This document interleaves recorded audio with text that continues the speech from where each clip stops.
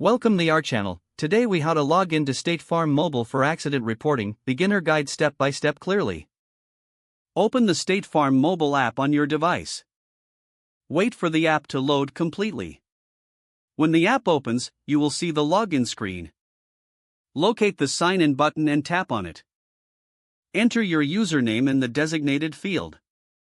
Make sure to type your password in the correct field.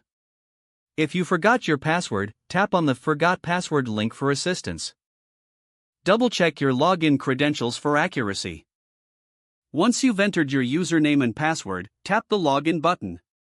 Wait a moment while the app processes your login information. Once logged in, navigate to the menu or main dashboard. Look for the option labeled Report a Claim or Accident Report. Tap on that option to begin the accident reporting process. Follow the prompts to enter all necessary details about your accident. This may include your policy number, location, and a description of the incident.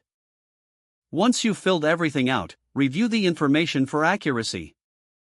Finally, submit your accident report by tapping the Submit button. You should receive confirmation of your submission shortly after. If you encounter any issues, refer to the Help section of the app for further assistance. If the page does not load, refresh the browser or try again in a private or incognito window. Make sure you are using the correct email address, then retype it carefully to avoid small typos. If your password is not accepted, use the Reset option and create a new strong password you can remember. Check your spam folder for verification or security emails, then complete any requested confirmation steps. Enable two-factor authentication if available to improve account security and reduce unauthorized access risk. After signing in, review your profile details so your contact information and settings are accurate and current.